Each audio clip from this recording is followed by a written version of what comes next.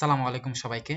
তো দেখো আজকে আমাদের যে প্রি মেডিকেলের ফিজিক্সের উপর আরেকটা ক্লাস, সেটা হলো নিউটনের বলবিদ্যা। তো এই অধ্যায় থেকে মোটামুটি বেশ কিছু প্রশ্ন আসে, খুব অল্প কিছু জিনিসই আসে। তো সেই অল্প কিছু জিনিসগুলো আমরা দেখি, চলো। হ্যাঁ, যতটুকু দেখাবো ঠিক ততটুকু পড়লেই কিন্তু হয়ে যাবে। তো প্রথমে এখানে বলছে যে বলের বলের একটা সংজ্ঞা তোমরা কি জানো? যে পদার্থ যে অবস্থায় আছে চির অবস্থায় সেই অবস্থায় থাকতে চাওয়ার যে প্রবণতা, সেটা হলো কি? জড়তা, তাই না? এটা আমরা 9-10 থেকে পড়তেছি। বস্তু যে অবস্থায় আছে সেই অবস্থায় যে থাকতে চায়, এটার যে প্রবণতা সেটা হলো জড়তা। আর জড়তা পরিমাপ করা হয় কি দ্বারা? ভর দ্বারা। জড়তা পরিমাপ করা হয় ভর দ্বারা। যেই বস্তুর ভর বেশি তার জড়তা বেশি, ঠিক আছে? তাহলে যে বস্তুর ভর বেশি তার জড়তা বেশি। মনে রাখবা, জড়তা পরিমাপ করা হয় মেইনলি ভর দ্বারা। এই যে যে বস্তুর ভর যে বস্তুর ভর যত বেশি হয় তার জড়তা কি হয়? তত বেশি হয়। অর্থাৎ ভর হচ্ছে পদার্থের জড়তা পরিমাপ, ঠিক আছে? তাহলে এটা কিন্তু একটা ইম্পর্টেন্ট প্রশ্ন। তো এরপরে দেখবা যে এরপরের প্রশ্ন, এরপরে এখান থেকে আর কি কি আছে। তো এই যে অন্য কথায় কোনো একটি বস্তু তার বেগের পরিবর্তনকে বাধা দেওয়ার পরিমাপ হচ্ছে ভর, তাই না? ভর আসলে কি? তার বেগের পরিমাপকে বাধা দেয়। তুমি একটা বস্তু সামনে রাখো, একটা ভারী বস্তু রাখো, ভারী বস্তুটার একটু ধাক্কা দেওয়া, দেখো একটু বেশি জোরে ধাক্কা দেওয়া লাগতেছে, তারপর তারে কি গতিশীল বা গতিশীল করা লাগতেছে, তাই না? তাহলে এই যে গতিশীল করার জন্য আমার একটু জোরে ধাক্কা দেওয়া লাগতেছে, তার মানে তার জড়তা কাটায় ওঠার জন্য তার কি, তার বেগ আনার জন্য আমার কি একটা জড়তা ফেস করা লাগতেছে। তো এটাই আসলে আসলে কি? ভর, ঠিক আছে? আচ্ছা, স্পর্শ বল, আমরা জানি স্পর্শ বল মানে কি? যেই বলটা দুইজন বস্তু যখন একজন আরেকজন অ্যাটাচ থাকে তখন কাজ করে। যেমন কি আছে? ঘর্ষণ, তাই না? ঘর্ষণ আমরা জানি দুইটা বল একজন আরেকজনের সাথে কি অ্যাটাচ থাকা লাগবে। সংঘর্ষের ফলে সৃষ্ট বল, যখন গাড়ি অ্যাক্সিডেন্ট করে তখন তাদের পরস্পর সংস্পর্শে থাকা লাগবে। আর টান বল, তাই না? টানতে গেলে কি অবশ্যই দুইজন করতে হবে। আর কিছু কিছু আছে অস্পর্শ বল, সেগুলো হলো কি? যেমন কি মহাকর্ষ বল, তড়িৎ চৌম্বক বল, তাই না? কারণ মহাকর্ষ বল মানে কি? পৃথিবীর যে কোনো দুইটা বস্তুর মধ্যে যে আকর্ষণ বল। এটা তো বস্তু দুইটা অ্যাটাচ থাকা লাগে এমন না, তাই না? তাহলে অস্পর্শ বল হলো কি? মহাকর্ষ বল, তড়িৎচুম্বক বল। এগুলা মনে রাখো, ঠিক আছে? এরপর এখানে যে ঘর্ষণ গুণাঙ্ক মিউ সমান কি লেখা যায়? F/r। এটা তোমরা অঙ্ক খুবই করছো, তাই না? ঘর্ষণ গুণাঙ্ক আমরা জানি ঘর্ষণ বল সমান কি? মিউ ইন্টু আর, তাই না? এফটা হলো কি? ঘর্ষণ বল। এটা হলো কি? নর্মালি যে অবিলম্ব প্রতিক্রিয়া তার সাথে কি মিউটা আমরা যে গুণ করি, রাস্তার ঘনত্ব গুণাঙ্ক গুণ করি, সেটাই, তাই না? এগুলা দিয়ে তোমরা কিন্তু এইচএসসি তে অনেক পড়ছো। তো আমাদের মেডিকেল আসলে এত সূত্রের প্রয়োগ, এই কঠিন কঠিন জিনিসগুলো আসে না, এই জন্য এগুলো আমরা দেখবো না। তো বল কি? যেটা বাহ্যিক কোনো স্থির বস্তুকে গতিশীল করে বা গতিশীল করতে চায়, হ্যাঁ, বা তার অবস্থা পরিবর্তন ঘটাতে চায়, সেটাই হলো বল, তাই না? তাহলে বলের একক আর মাত্রা আর সূত্রটা আমাদের পড়া লাগে। বল এফ ইকুয়াল কি? এম এ, তাই না? ভর আর ত্বরণের গুণফল। তাহলে বলের মাত্রা কি হবে? F equal M A. তাহলে এম এর একক হলো কি? কেজি। আর এর একক কি? Metre second inverse two. তার মানে এটার একক কি হবে? KG metre second inverse two. এটা হলো বলের একক, যেটারে আমরা আবার কি বলি? নিউটনও বলি, ঠিক আছে? আর মাত্রা যদি বলি, তাহলে এম এর মাত্রা হলো বড় হাতের এম, এর মাত্রা হলো কি? L T inverse two. তার মানে কি? M L T inverse two. তাহলে এই মাত্রাগুলো তোমরা মুখস্থ না করে এমনিও বলতে পারো, ঠিক আছে? তো এফপিএস পদ্ধতিতে দেখো, এই যে এফপিএস পদ্ধতিতে বলের একক আবার পাউন্ডাল, ঠিক আছে? কিন্তু এসআই একক কিন্তু নিউটন। নিউটন না বলে কি? যে KG metre second inverse two, এটাও তুমি বলতে পারবা, ঠিক আছে? তাহলে পাউন্ডাল এটাও মনে রাখবা, ঠিক আছে? এফপিএস পদ্ধতিতে। আচ্ছা, তারপরে এখানে উপরে যেগুলো আছে এগুলো একবার কি করবো? একটু রিডিং দিবা। রিডিং এগুলা তোমরা জানো যে বল কি? অবশ্যই জোড়ায় জোড়ায় কাজ করতে হয়, কারণ বল কারো উপরে ক্রিয়া করবে। তার মানে কি? দুইজন বস্তু থাকা লাগবে, তাই না? একজন আরেকজনের উপরে ক্রিয়া করবে। স্থির বস্তুকে গতিশীল করে মানে কি? ত্বরণ তৈরি করে, তাই না? বল ত্বরণ সৃষ্টি করতে পারে। বলের ফলে গতিশীল বস্তুর বেগে হ্রাস বা বৃদ্ধি করতে পারে, তাই না? যেদিকে বস্তু গতিশীল সেই দিকে তুমি যদি বল প্রয়োগ করো তাহলে তার গতি বাড়বে। যেদিকে বস্তু গতিশীল তার উল্টা দিকে যদি বল প্রয়োগ করো, যদি মানে কি? যদি বাধা দাও, তাহলে কিন্তু বেগ কমে যাবে। এবার এইটা হলো খুবই খুবই ইম্পর্টেন্ট, ঠিক আছে? বলের প্রকারভেদ দেখো, চারটা প্রকারভেদ। এটা মহাকর্ষ বল, তড়িৎচুম্বক বল, সবনিক্রিয় দুর্বল করে, এই চারটা খুবই ইম্পর্টেন্ট। এইখান থেকে এমসিকিউ আসে, ঠিক আছে? আমি যেই বছর মেডিকেল দিছি, মানে 2021 সালে, তখনও কিন্তু এখান থেকে একটা এমসিকিউ দিছিল। তাহলে এই পার্টটা এই অধ্যায়ের মধ্যে সব থেকে কিন্তু বেশি ইম্পর্টেন্ট, ঠিক আছে? তাহলে মহাকর্ষ বল মনে রাখবা, মহাবিশ্বের যে কোনো দুইটা বস্তুর মধ্যে আকর্ষণ বল। আরেকটা বল নরমালি আছে মনে রাখবা, যে অভিকর্ষ বল। এই অভিকর্ষটা আসলে কি? অভিকর্ষ মানে পৃথিবী আর অন্য যে কোনো বস্তু, তার মানে পৃথিবী প্লাস অন্য বস্তু, এটা হলো অভিকর্ষ। আর মহাকর্ষ মানে কি? এই মহাবিশ্বের যে কোনো দুইটা বস্তু। তাহলে অভিকর্ষ বল অবশ্যই পৃথিবী একটা থাকা লাগবে, ঠিক আছে? এটা মনে রেখো। আচ্ছা, তাহলে চারটা কি কি বল? একটা হলো মহাকর্ষ বল। তাহলে মহাকর্ষ বল কি দিয়ে তৈরি? যে গ্র্যাভিটন, এটা খুবই আসে, ঠিক আছে? আর এই বল কিন্তু অল টাইম কিন্তু কি? আকর্ষণধর্মী, তাই না? দুইটা বস্তু সবসময় আকর্ষণধর্মী, এটা খুবই দুর্বল বল। তাহলে মহাকর্ষ বল কি? সবসময় আকর্ষণধর্মী, মনে রাখবা, কখনো বিকর্ষণ করে না। আর দুর্বল বল গ্র্যাভিটন দিয়ে তৈরি হয়, ঠিক আছে। এবার দেখবা তড়িৎচুম্বকীয় বল, তড়িৎচুম্বকীয় বল কি, এই যে চার্জ ইন ফোটন, তাহলে তড়িৎচুম্বকীয় বল ওটা হলো গ্র্যাভিটন, এটা হলো ফোটনের মাধ্যমে কার্যকর। এটা কই কই দেখবা এই যে আণবিক গঠন, স্থিতিস্থাপক বল, রাসায়নিক বিক্রিয়া, এগুলোর মধ্যে কিন্তু এই বলের প্রকাশ ঘটায়, ঠিক আছে। এটা হলো তড়িৎচুম্বক বল।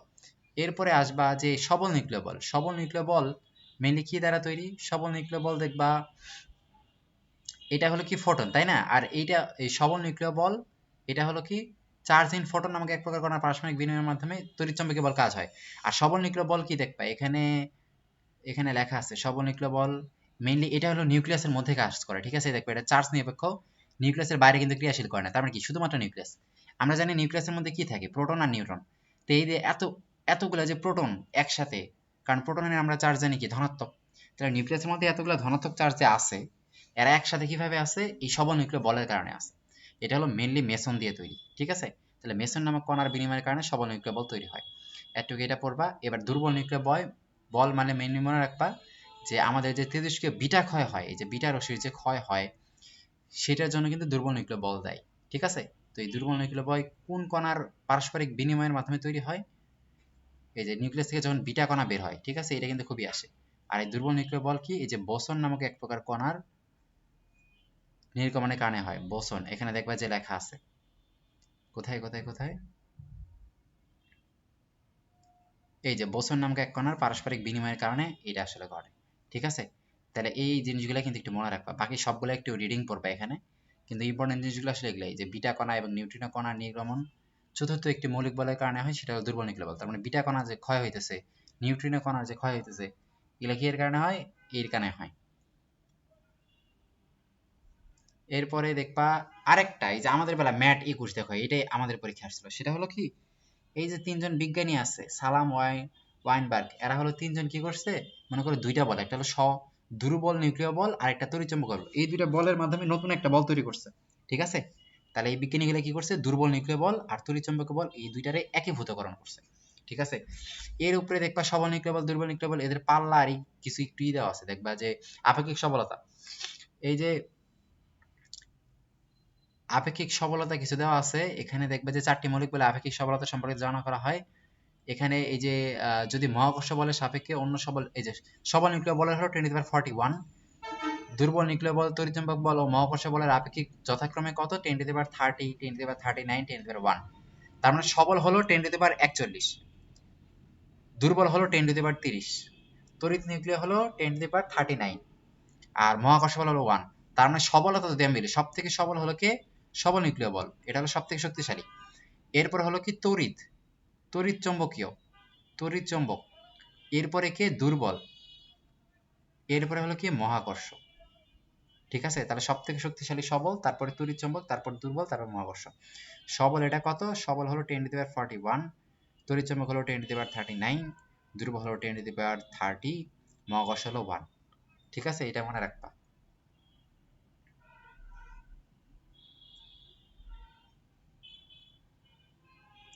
আর এখানে পাল্লা একটা জিনিস আছে দেখো, এই যে মহাকর্ষ বলের পাল্লা হলো অসীম, তড়িৎচুম্বকীয় বলের পাল্লা হলো অসীম, সবল নিউক্লিয় বলের পাল্লা 10^-15, আর দুর্বল নিউক্লিয় বলের পাল্লা 10^-16। তাহলে দেখো পাল্লা কিন্তু অসীম, মহাকর্ষ আর এর কিন্তু অসীম, মানে অনেক। সবল নিউক্লিয় বলে হলো -15 আর দুর্বল নিউক্লিয় বলে হলো -16, কারণ -15 বড়, এই জন্য সবলের বড়। এবার দেখো ভরবেগ, ভর ইন্টু বেগ, তাই না, ভরবেগ মানে কি, ভর ইন্টু বেগ, ভরের একক হলো কেজি, বেগের একক হলো মিটার সেকেন্ড ইনভার্স 1, তার মানে একক কি হবে, কেজি মিটার সেকেন্ড ইনভার্স 1, মাত্রা তার মানে কি এমএলটি ইনভার্স 1, তাই না। তাহলে এটা এখানে ইজি। এরপর নিউটনের প্রথম সূত্র, দ্বিতীয় সূত্র, তৃতীয় সূত্র তোমরা জানো, তাই না।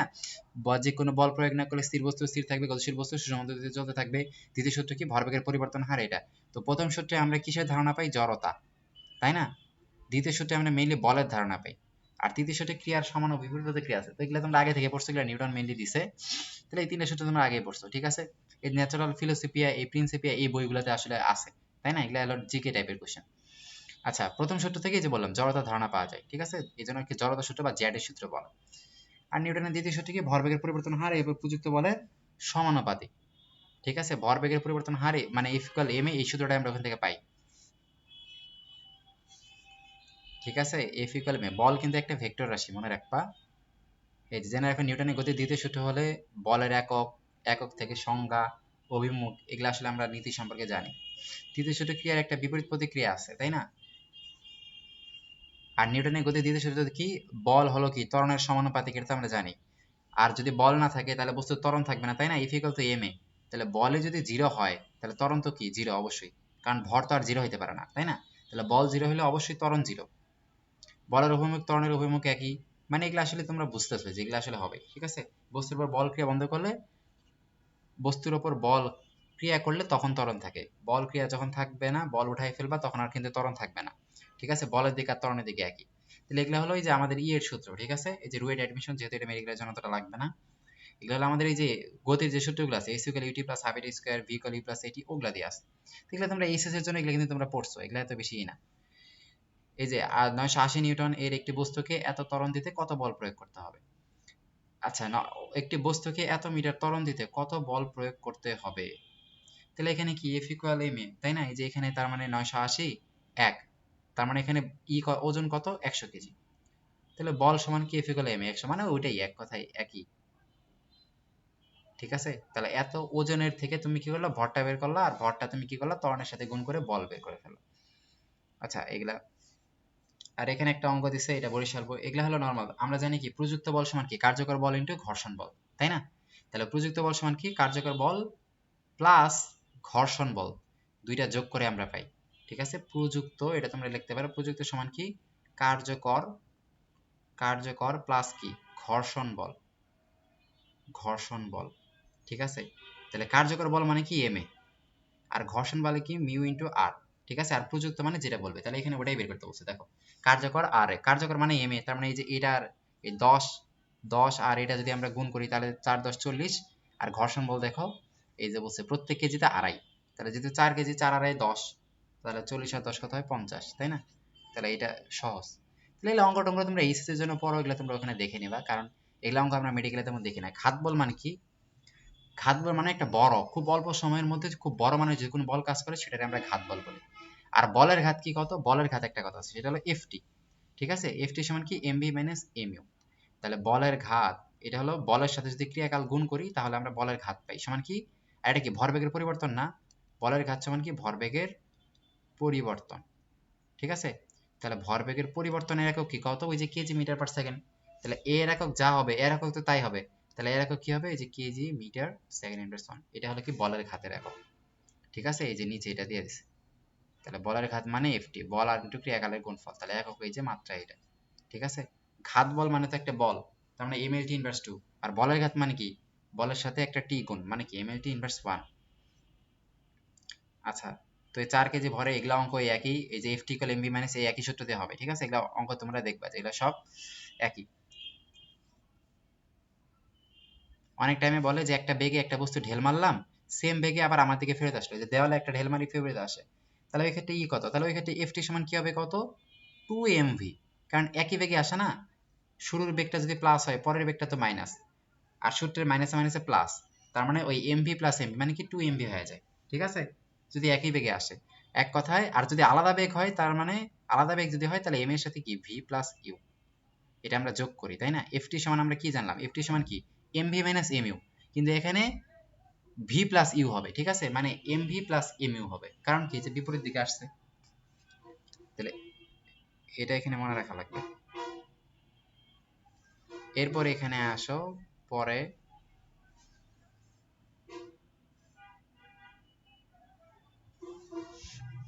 এগুলা অঙ্ক তোমরা এসএর জন্য করো, কিন্তু মেডিকেলের জন্য এগুলা অঙ্ক আবার বলতেছে আসবে না।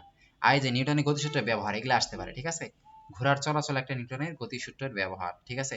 নৌকার গুণ টানা, এই যে উপাংশে ভাগ হয়ে যায়, তারপর কি অ্যাথলেটের লং জাম্প, এগুলো সবই নিউটনের ইয়ে। এই যে বন্দুকের গুলি ছোড়া, এগুলা কি নিউটনের তৃতীয় সূত্র, তাই না? ক্রিয়ার একটা সমান ও বিপরীত প্রতিক্রিয়া আছে, গুলি যায় সামনের দিকে, বন্দুক যায় পিছনের দিকে। তারপর কেউ মনে করো ঝাঁপ মারলো, যে পাখির আকাশে ওড়া, তাই না? পাখি বাতাসটা পাখা দিয়ে ঝাপটা দিয়ে পিছনের দিকে, কিন্তু পাখি আগে যায়, মানে এগুলো তৃতীয় সূত্রের সব উদাহরণ। এই যে মহাকর্ষ যান, এগুলো কিন্তু সব তৃতীয় সূত্র, ঠিক আছে? নিচের দিকে প্রেসার দেয়, সামনের দিকে যায়।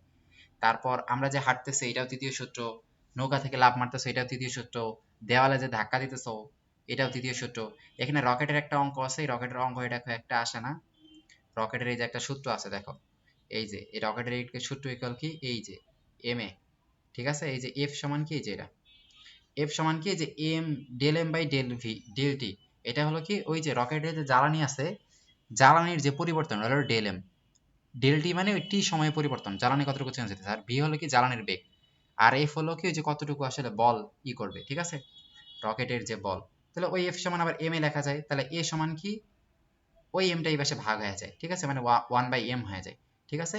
তাহলে এটার সাথে তখন কি 1/m হয়ে যায়, তাহলে ওইটা কিন্তু এই একটাই সূত্র, ঠিক আছে। তাহলে এখান থেকে বোঝা যাইতেছে কি কত, এই ত্বরণটা কি ভরের ব্যস্তানুপাতিক, আর এই যে এটা হলো কি সময়ের সাথে সাথে যে বেগ ভর কমতেছে, তাহলে এখানে বলছে রকেটের ভর কমলে ত্বরণ বাড়ে, তাই না, এই যে ব্যস্তানুপাতিক যেহেতু রকেটের ত্বরণ বৃদ্ধি করতে হলে গ্যাস নির্গমনের হার বাড়াইতে হবে, এ যদি আমি বাড়াইতে চাই তাহলে ডেল এম গ্যাস নির্গমনের হার বাড়াইতে হবে, তাই না, মানে কি del M by del T, এই হারটা তো বাড়াইতে হবে, del M by del T মানে জ্বালানি কতটুকু কমতেছে, তাহলে এটা যত মান বেশি হবে তার মানে কি ততটুকু হারে জ্বালানি বেশি বেশি করে কমতেছে, জ্বালানির ভর কমতেছে। আর ভি মানে কি ওই যে বেগ যদি বাড়ে তাও কি এ বাড়তেছে, এখান থেকে তিনটা শুধু, কোনটা বাড়লে কমে এটা একটু বুঝুন। আর নিউটনের গতিসূত্রের সীমাবদ্ধতা, এখানে যেসব কণা খুব কম ইলেকট্রন প্রোটন নিউট্রন সেটার ক্ষেত্রে প্রযোজ্য নয়, ভর যাদের কম তাদের ক্ষেত্রে মেনলি প্রযোজ্য না। আর সমবেগে চলে নিউটনের গতিসূত্র প্রযোজ্য হয় কোনো বস্তু স্থির কাঠামোতে, ঠিক আছে, স্থির কাঠামোতে চলতে হবে। গতিশীল মানে তোমাদের যে দ্বিতীয় পত্রের যে আপে অঙ্কগুলো আছে না, কাল দীর্ঘায়ন মানে কি আধুনিক ই আধুনিক পদার্থবিজ্ঞানের সূচনা, ওটার সাথে কিন্তু নিউটনের সূত্র মেলে না, ঠিক আছে, ওখানে অন্য সূত্র, আপেক্ষিকতার সূত্র, ঠিক আছে, আইনস্টাইনের সূত্র, মানে কোনো চার্জ এর চারদিকে যে অঞ্চল জুড়ে প্রভাব বিস্তার করে তাকে চার্জের তড়িৎ ক্ষেত্র বলে, নর্মাল কথা। আর কোনো বস্তুর চারদিকে যে স্থান জুড়ে আকর্ষণ বল কাজ করে তাকে মহাকর্ষীয় ক্ষেত্র বলে, ওই একই দুইটা, তাই না, চার্জের একটা আর একটা বস্তুর। তো তড়িৎ ক্ষেত্রে কোনো একটা বিন্দুতে একক আধান স্থাপন করলে যে বল দেয় সেটাই হলো কি তড়িৎ প্রাবল্য, এটা হলো তোমার দ্বিতীয় পত্রে তুমি যা পড়বা, ঠিক আছে, E equal F by Q, এটা হলো দ্বিতীয় পত্রের পড়া, মনে রাখো।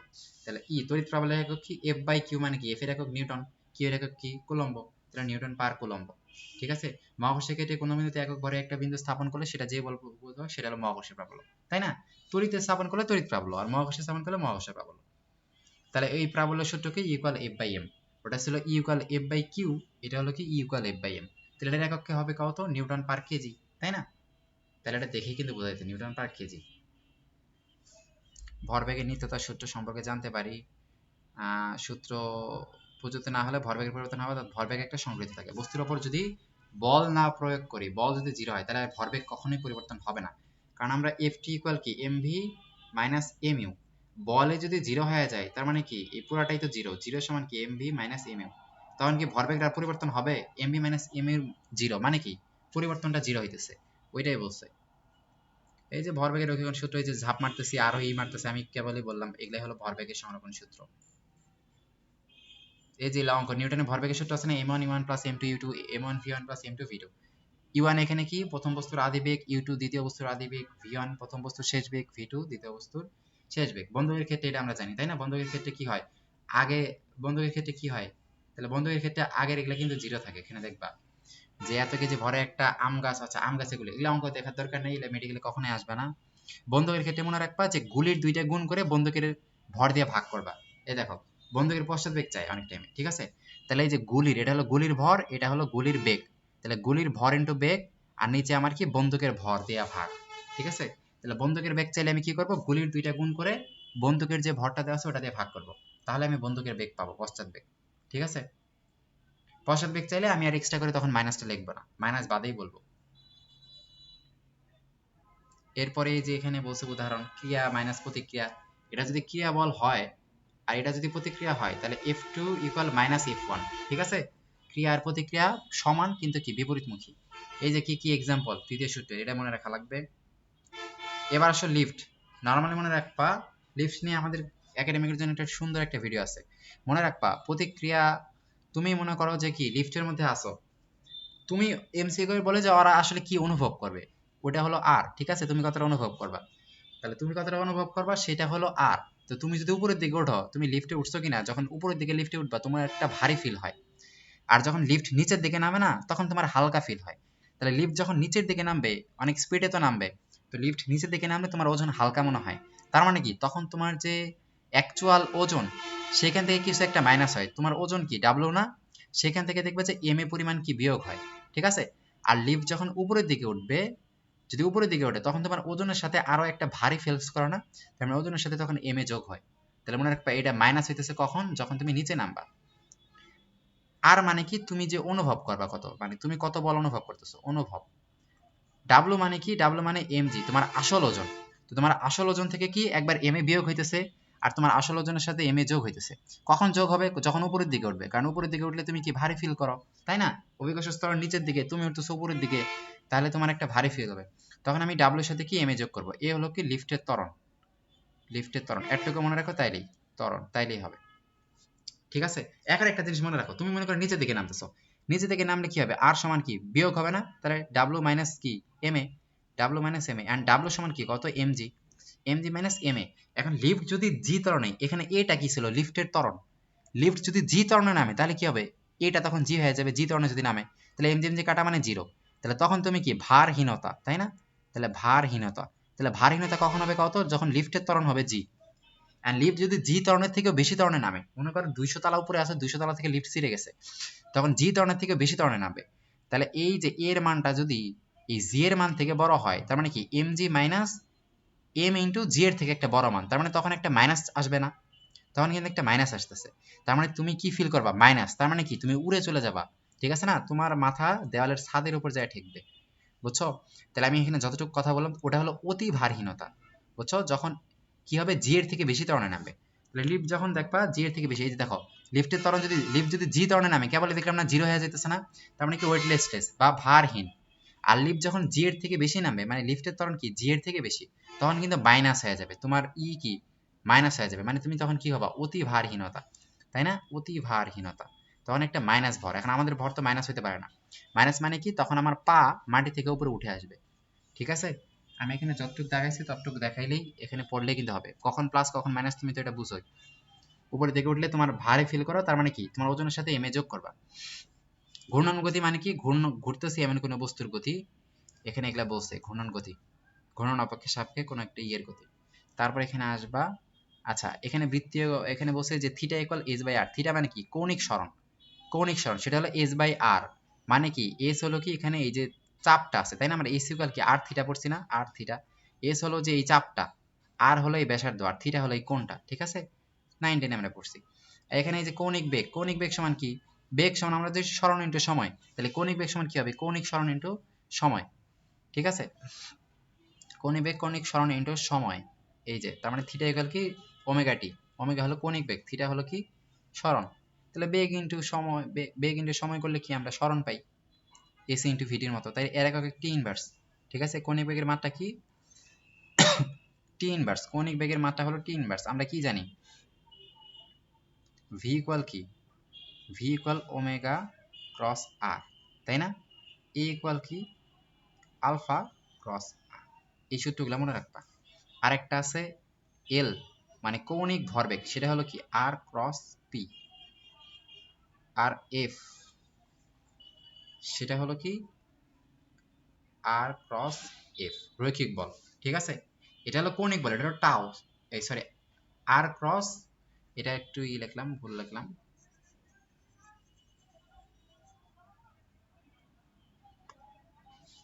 সেটা হলো টাও, টাও কেমনে লেখে যে এমনি টাও, টাও মানে কি কৌণিক বল যেটা, সেটা হলো কি আর ক্রস এফ, ঠিক আছে। রৈখিক বলের সাথে আর যদি আমি করি,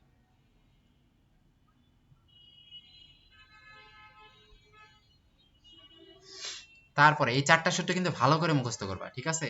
তাহলে এখানে এই যে কৌণিকের একক কি হবে কত, এই পাশে আছে মিটার পার সেকেন্ড স্কয়ার, এই পাশে একটা মিটার, এই মিটার কাটা মানে কি সেকেন্ড ইনভার্স 2, তার মানে মাত্রা হবে টি ইনভার্স 2, আর এইটার দেখলাম যে ওমেগার তো কি টি ইনভার্স 1 হয়ে যাবে, ঠিক আছে না। আর এই যে তোমার কি কৌণিক ভরবেগ যেটা, সেটা কি রৈখিক ভরবেগ ইনটু আর, রৈখিক ভরবেগের একক হলো কেজি মিটার পার সেকেন্ড, তাহলে ওর সাথে একটা আর গুণ হলে কি হবে কত, KG metre square second inverse 1।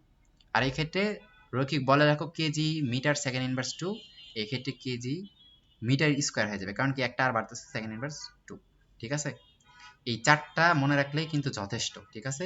এই চারটা সূত্র মনে রাখবা, এই দুইটার সাথে দেখো কৌণিক সমান আর ইনটু রৈখিক, আর বেগ আর ত্বরণ দেখো রৈখিক সমান ওমেগা ইনটু আর, এই ক্ষেত্রে আর পিছনে, এদের ক্ষেত্রে আর আগে, এদের ক্ষেত্রে কৌণিকটা, এদের ক্ষেত্রে রৈখিকটা শুরুতে, আর এদের ক্ষেত্রে কৌণিকটা শুরুতে। বুঝছো? এটা পার্থক্য যদি বুঝতে পারো তাহলে কিন্তু এটা পারবা।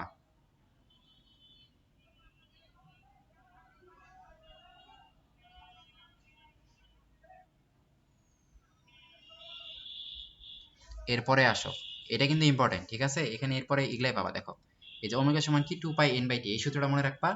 n হলো কি কতবার ঘুরতেছে, t হলো কি সময়, সময় n হলো কতবার, ঠিক আছে? আর এটা হলো কি কৌণিক বেগ। তাহলে এই সূত্রটা কিন্তু অনেক টাইমে আসে। ওমেগা ইকুয়াল কি 2 পাই বাই টি, টি হলো কি পর্যায়কাল, পর্যায়কাল। আর এই পর্যায়কাল সমান কি লেখা যায়, ছোট হাতে টি বাই এন। তো ওই টি এর জায়গাতে আমি যদি এই যে টি বাই এন বসাই, তখনই কিন্তু আমি এই যে সূত্রটা পাই। বুঝছো?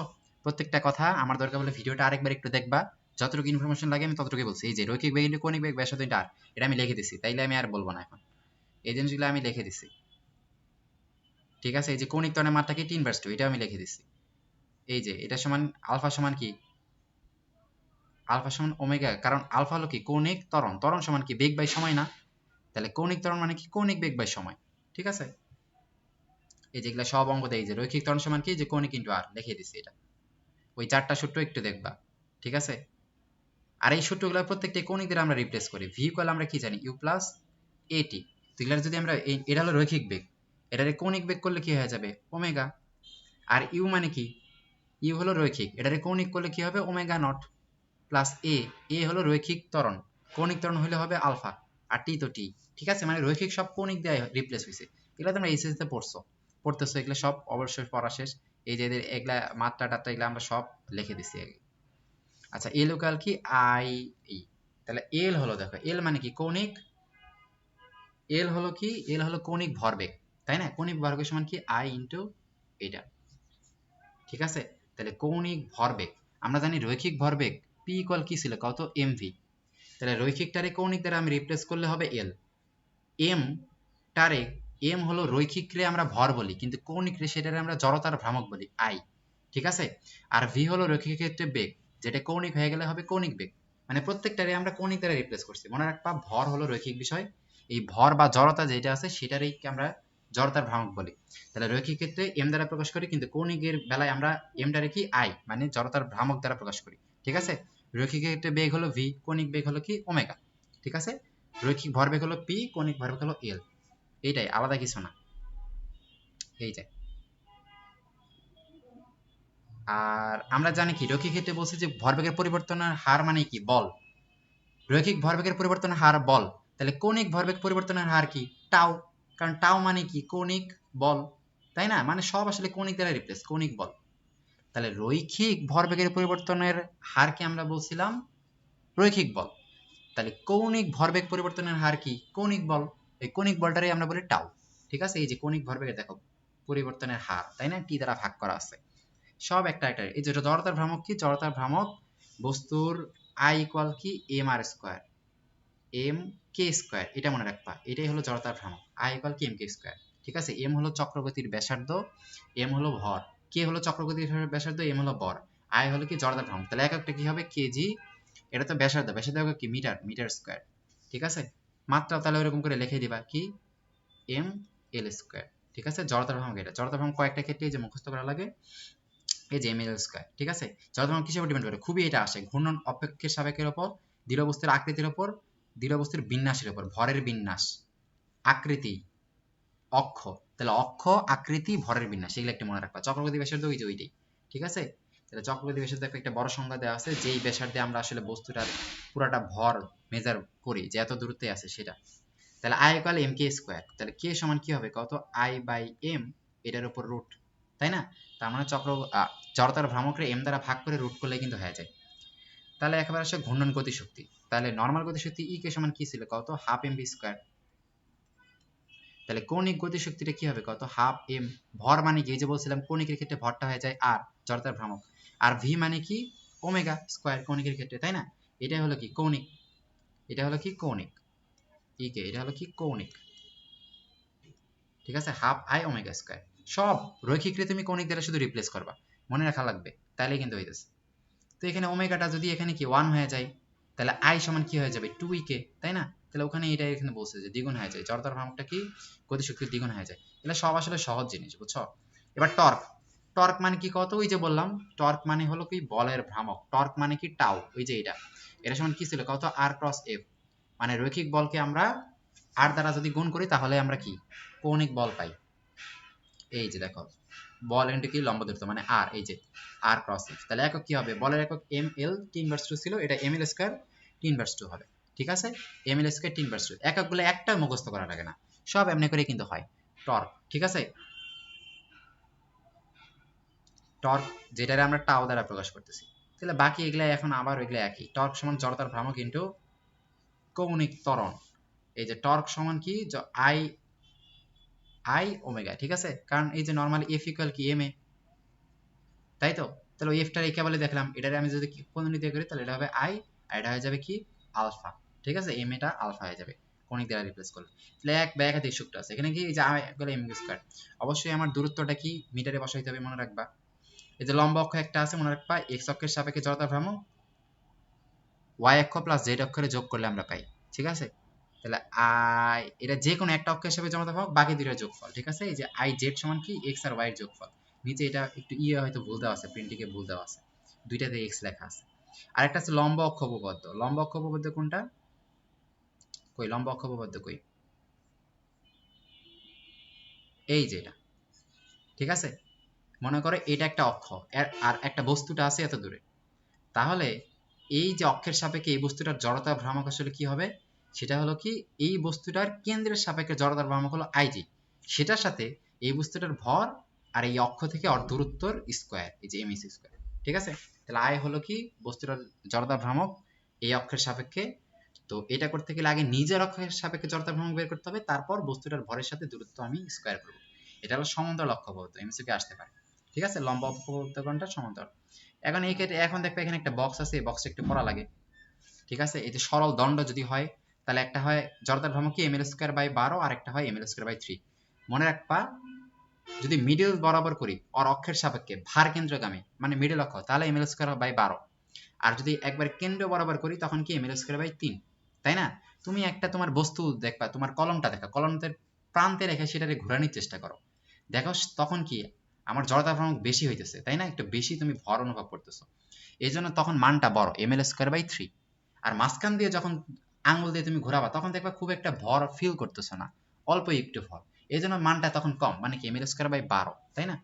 তাহলে এইটা, তাহলে এইটা হবে কি যখন ভার কেন্দ্রগামী বলবে, আর এটা হবে যখন প্রান্ত বিন্দু। এটা কিন্তু খুবই আসে। আর এদের তুমি জড়তার ভ্রামক মনে রাখবা, এই চক্রগতিটা মনে রাখার দরকার নাই। কেন? কারণ এটারে এম দ্বারা ভাগ করে রুট করে দেবা। তাহলে এখানে এম দ্বারা ভাগ করলে এমটা কাটা চলে যায়, তারপরও রুট করে দেবা, তাহলে কি হবে এল বাই কি রুট ওভার 12, ওইটাই। ঠিক আছে, তাহলে ভর দ্বারা ভাগ করে আমি রুট করে দেবো, কারণ আমি সূত্র হইতে পড়ছি কে সমান কি root over I by M. এবার দেখো বৃত্তাকার চাকতি, সেটা হলো কি এম আর স্কয়ার বাই 2, এটা হলো ভার মধ্য অক্ষ বরাবর। আর এই বৃত্তাকারের যদি প্রান্ত বরাবর ধরে আমি করি তখন কি এম আর স্কয়ার বাই 4 হবে। ঠিক আছে, তাহলে একটা এম আর স্কয়ার বাই 2 আর একটা এম আর স্কয়ার বাই 4 প্রান্ত বিন্দু আমি। এখন এই যে একটা বেলন দরকার নাই, এটা প্রথম, তার মানে কি এই যে এইটা আর এইটা, এই দুইটা আমরা দেখলাম, এরপর বেলন দরকার নেই, আয়তাকার বস্তু দরকার নেই। এই যে নিরেট চং মনে রাখবা এম আর স্কয়ার বাই 2। ঠিক আছে, নিরেট চং হলো এম আর স্কয়ার বাই 2, বৃত্তাকার রিং এম আর স্কয়ার। এই রিং এর বদল কি থাকতে পারে? আংটি, আংটি, চাকা, এরকম, মানে একটা গোল কিন্তু ভিতরে ফাঁপা, ভিতরে ফাঁকা, তাই না? চাকার মধ্যে একদম ভিতরে ফাঁকা থাকে, তাই না? আংটির মধ্যে কি ভিতরে ফাঁকা থাকে, এরকম ফাঁকা থাকলে এম আর স্কয়ার বাই 2, মানে এরকম ফাঁকা থাকলে এম আর স্কয়ার। আর নিরেট চোং, এই নিরেট চোং মানে কি কত? এই নিরেট চোং, এই নিরেট চোং যদি থাকে তাহলে এম আর স্কয়ার বাই কি 2। ঠিক আছে, এটা মনে রাখবা। আর একটা আছে পাতলা গোলকীয় খোলক, সেটা হলো M R square by 2/3 M R square. ঠিক আছে, আর এটা অনেক টাইমে চাকতি বলে, চাকতি, ওই চাকতি মানে কিন্তু কি এম আর স্কয়ার বাই 2। ঠিক আছে, চাকতি কি কত? চাকতিও কিন্তু গোল, কিন্তু চাকতির মধ্যে তো ফাঁকা জায়গা থাকে না, প্লেটের মতো কোনো ফাঁকা জায়গা থাকে না, পুরাটাই ভর্তি, এই জন্য ওটা এম আর স্কয়ার বাই 2 হয়। আর যদি ফাঁকা থাকে তাহলে নর্মাল এম আর স্কয়ার, বুঝছো? তাহলে এখান থেকে এটা গেল। তাহলে মোটামুটি এই অধ্যায় তো আমাদের কৌণিক গতির জন্য নিউটনের সূত্র, এই যে প্রথম সূত্র কৌণিকের ক্ষেত্রে, ওই যে রৈখিক যা বলছো বস্তুর উপর বল যদি প্রয়োগ করা না হয় তাহলে বলটা এখানে কি হবে? টর্ক, কারণ কৌণিক বল। তাহলে টর্ক প্রয়োগ না করলে স্থির বস্তু স্থির থাকবে, গতিশীল বস্তু সুষম গতিতে চলতে থাকবে, তাহলে ওইটাই। দ্বিতীয় সূত্র কি? যে একই রৈখিক ভরবেগের ছিল আর এখানে কৌণিক ভরবেগের হবে, আর ওখানে বল ছিল এখানে টর্ক হবে। ঠিক আছে, এই যে এইটা। এফ ইকুয়াল এম এ, কিন্তু এটা দ্বারা রিপ্লেস হয়ে গেছে, ঠিক আছে, দ্বিতীয় সূত্র। আর তৃতীয় সূত্রে ক্রিয়ার একটা সমান বিপরীত প্রতিক্রিয়া আছে বলের, তাহলে বলটা এখানে টর্ক হয়ে গেছে, ঠিক আছে। এরপরে লাস্টে এখানে কি আছে, কেন্দ্রমুখী বল। কেন্দ্রমুখী বল এফ সি ইকুয়াল কি এম ভি স্কোয়ার বাই আর, একদম মুখস্থ, ঠিক আছে, এম ভি স্কোয়ার বাই আর কেন্দ্রমুখী বল। তাহলে কেন্দ্রমুখী ত্বরণ কি কত, এসি, ওই যে ভি স্কোয়ার বাই আর, ঠিক আছে। আর ভি ইকুয়াল কি আবার কত, ওমেগা আর। তাহলে এখানে ভি এর জায়গাতে ওমেগা বসাইলে নিজে ক্যালকুলেশন করে নিবা কি হইতেছে, ঠিক আছে। ওমেগা আর যদি হয় ওমেগা স্কোয়ার আর স্কোয়ার, তার মানে কি ওমেগা স্কোয়ার আর আর আর কাটা এটা। তাহলে এগুলো তোমরা এত সূত্র মুখস্থ করবে না, তোমরা একটা মনে রাখবা, বাকিগুলো নিজেরা বসাই দিবা। এই যে এম ভি স্কোয়ার বাই আর এর মান মনে রাখবা। কেন্দ্রমুখী বল যা কেন্দ্রবিমুখী বল একই, দুইটার মান একই, শুধু একটা কেন্দ্রের দিকে কাজ করে, একটা বিপরীত দিকে কাজ করে। কেন্দ্রমুখী বল মানে কি পৃথিবী সূর্যের চারদিকে ঘুরতেছে, এটা কেন্দ্রমুখী বল, ঠিক আছে। কেন্দ্রমুখী বল দ্বারা কৃত কাজ কিন্তু জিরো, তাই না? আমরা অন্য অধ্যায়ে পড়াইছি না, কেন্দ্রমুখী বল দ্বারা কৃত কাজ জিরো, কারণ সেক্ষেত্রে কোণ হয় 90 ডিগ্রি, এফ এস কস 90 মানে কি জিরো। এখানে কেন্দ্রমুখী কেন্দ্রবিমুখী, এই যে রাস্তার ব্যাংকিং কোণ, এটা তোমরা অনেকবার পড়ছো, রাস্তার ব্যাংকিং কোণ, এই যে কত ব্যাংকিং কোণ দেখো, এই যে অত এর থেকে বেশি হলে গাড়িটা রাস্তা থেকে ছিটকে পড়বে, ঠিক আছে, একটু মনে রেখো। আর অরিজিনাল সূত্র আমাদের কোনটা, এই যে tan থিটা সমান কি ভি স্কয়ার বাই আর জি, এটা হলো সূত্র, ঠিক আছে। তো এই যে গাড়ি যেটা আছে, পারলে চিত্র একটু মনে রেখো যারা একটু অ্যাডভান্স। এই কোণটা আমি কার সাপেক্ষে নিছি, কত, এই ই এর সাপেক্ষে নিছি, লম্বের সাপেক্ষে নিছি, তাই না? তুমি হেলে আসো, তো তুমি লম্বা একটা পিলারের থেকে কতটুকু হেলে আসো ওই কোণটা নিব আমি, ঠিক আছে। পিলারের থেকে কতটুকু হেলে আসো ওই কোণটা নিব। ওই কোণটার দেখো কেন্দ্রমুখী বল দেখে আর সাইন থিটা, তোমার যে অবিলম্ব প্রতিক্রিয়া তার সাথে সাইন থিটা গুণ করলে আমি কেন্দ্রমুখী বল পাই, ঠিক আছে। আর আর cos থিটা কে দেয়, তোমার যে ওজন mg সেটা দেয়, ঠিক আছে। তাহলে একটা আর সাইন থিটা, একটা cos থিটা, এটা ভাগ এটা করলেই আসে tan, আর mv স্কয়ার বাই আর ভাগ mg করলেই এটা হয়, ঠিক আছে। তাহলে একটু একটু মনে রাখো, সাইনের সাথে আসবে কেন্দ্রমুখী বল। তাহলে তোমার যে অবিলম্ব প্রতিক্রিয়া আর, ওই আর এর সাথে যখন আমি সাইন নেব, আর সাইন মানে কেন্দ্রমুখী বল, আর আর cos মানে তোমার ওজন, দুইটা ভাগ করলেই tan থিটা এই সূত্রটা পাইছি, ঠিক আছে। আবার অনেক সময় সাইন থিটা সমান কি এইচ বাই ডি, ডি হলো কি রাস্তা, তো আসলে এটা রাস্তা, তো এটা কারণ রাস্তা হলো কি একটু বেঁকা, তাই না? রাস্তা এরকম বেঁকা থাকে, তো উঁচা থাকে না বাসগুলোর ক্ষেত্রে, তো রাস্তা হলো আমার এটা। তো সে নর্মাল আনুভূমিকের থেকে কতটুকু উঁচা বানাইছে ইঞ্জিনিয়ারটা, তার ডান পাশটা কতটুকু উঁচা বানাইছে সেটা হলো এইচ, ঠিক আছে। আর ডি হলো রাস্তার আসলে প্রস্থ, আর কোণ হলো এটাই যে কতটুকু তারে আসলে লম্বা থেকে উঁচা বানাইছে, তাহলে ওইটাই হলো অনেকটা এই অঙ্ক। তাহলে তোমরা সিকিউই কিন্তু তোমরা পড়বা, এই যে এখানে দেখা বৃত্তাকার পথে সাইকেল সহায়ক থেকে বৃত্তের কেন্দ্রের দিকে আনুভূমিক দিকে যাইতে হয় কেন, কেন্দ্রমুখী বলের দরকার হয় এই জন্য।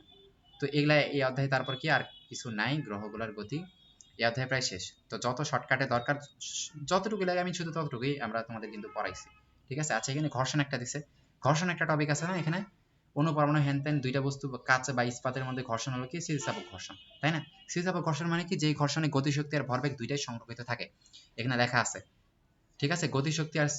গতিশক্তি আর ভরবেগ দুইটাই সংরক্ষিত থাকে, এটা m1 v1 m2 v2 তোমরা পড়ছো, তাই না? এটা হলো ভরবেগ সংরক্ষিত থাকা। আর m1 v1 টা যদি আমরা গতিশক্তি দিয়ে প্রকাশ করি তখন কিন্তু এটা আসে, তাই না? Half m1 u1 square half m2 u2 square সমান কি half m1 v1 square half m2 v square, মানে জাস্ট আমরা গতিশক্তি দ্বারা রিপ্লেস করলাম। দুইটাই যদি সংরক্ষিত থাকে তার মানে স্থিতিস্থাপক, ঠিক আছে। অস্থিতিস্থাপকে কি হয়, ভরবেগ সংরক্ষিত থাকে বাট গতিশক্তি কিন্তু সংরক্ষিত থাকে না। এই যে এই জায়গাগুলোতে একটু কঠিন কঠিন দিছে, এগুলো তোমাদের আসলে মাথায় রাখার দরকার নেই এতটা, ঠিক আছে। এই জিনিসগুলো একটু কঠিন, এই জিনিসগুলো মাথায় রাখার দরকার নেই। প্রথম বস্তুর আবেগ, অস্থিতিস্থাপক মানে কি একটা থাকবে, গতিশক্তি সংরক্ষিত থাকে না কিন্তু ভরবেগ ঠিকই থাকে, ঠিক আছে। তাহলে এখানে এখানে দেখবা, আচ্ছা এখানে এই যে অঙ্ক টঙ্ক আছে এগুলা মেডিকেলের জীবনেও এগুলা কঠিন। মেডিকেলে মেইনলি ওই যে আমরা যা উপরে যেগুলো বললাম সেগুলো, এখানে কিছু ঘর্ষণ আছে, স্থিতি ঘর্ষণ, গতি ঘর্ষণ, আবর্ত ঘর্ষণ, প্রবাহী ঘর্ষণ। স্থিতি ঘর্ষণ কি, স্থির একটা বস্তু যখন চলতে শুরু করবে ওই অবস্থায় যে ঘর্ষণ। গতি ঘর্ষণ মানে কি, দুইটা বস্তু গতিশীল আছে এই অবস্থায় ঘর্ষণ। আবর্ত ঘর্ষণ মানে কি, যে বস্তুগুলো দেখবে যে উল্টায় উল্টায় যাইতেছে, তাই না, আবর্তন করতেছে ওইরকম। প্রবাহী ঘর্ষণ মানে কি, ওই যে আমরা যে বাতাসের মধ্যে বা পানির মধ্যে, প্রবাহী পদার্থ মানে কি বাতাস আর পানি, তাই না, তরল আর বায়বীয়, ওদের মধ্যে যে ঘর্ষণ। প্যারাশুট থেকে লাফ মারতেছো, নদীতে সাঁতার কাটতেছো, সাইকেল চালাতেছো, বাতাসে ধাক্কা খাইতেছো, এগুলো সবই হলো কি প্রবাহী ঘর্ষণ, ঠিক আছে। তাহলে এখানে ঘর্ষণ গুণাঙ্কের এই যে এটার সূত্র আমরা দেখছি, তাই না, ঘর্ষণ বল সমান কি মিউ ইন্টু আর, আর হলো প্রতিক্রিয়া, এই আরটা হলো আর সাইন থিটা লেখা যায়, তাই না। তাহলে এগুলা কিন্তু অবশ্যই লেভেলের এইচএসসি লেভেলের জন্য হয়ে যায়, তো মেডিকেলের জন্য এগুলা ওইরকম করে আসবে না, এই জন্য এগুলা আমাদের আসলে অতটা দরকার নাই, ঠিক আছে। মেডিকেলের জন্য দরকার নাই। নর্মাল যে বল আমরা জানি ডেল এফ সমান কি এম এ, তাই না। তো বস্তু যখন এইদিকে যাইতেছে তখন তার প্রযুক্ত বল কি এফ, বাট তার প্রযুক্ত বল থেকে উল্টা দিকে কাজ করতেছে কি ঘর্ষণ বল, তাহলে ঘর্ষণ বল হলো কি এফ এস, এটা সমান আমরা এম এ লিখি। আর এই ঘর্ষণ বল সমান কি এফ ইন্টু আর, তাই না, মিউ ইন্টু আর। আর প্রযুক্ত বল তোমার বলে দেবে যে এত বল প্রয়োগ করা হয়েছে, বাট পুরোটা তো আসলে ত্বরণ তৈরি করে নাই, ওই প্রযুক্ত বল থেকে কিছু পরিমাণ বল মাইনাস হয়ে গেছে, তাই না। ঘর্ষণ সবসময় বিপরীত দিকে কাজ করে, তাহলে এগুলো নিয়ে অনেক অঙ্ক টঙ্ক দেওয়া আছে, লাস্টে এই সূত্রগুলো একটু পড়বা, ঠিক আছে। তো এর থেকে আমাদের এতটুকু অনুশীলনী এমসিকিউ গুলো ভালো করে পড়বা, মনে রাখবা ফিজিক্সের ক্ষেত্রে গত 5-7 বছরে অনুশীলন থেকে সব দিয়ে দিছে, তাই ভিতরে যতটুকু দরকার আমি বললাম, আর তোমরা অনুশীলনটা গুরুত্ব দিয়ে পড়বা, ঠিক আছে। তো আল্লাহ হাফেজ সবাইকে।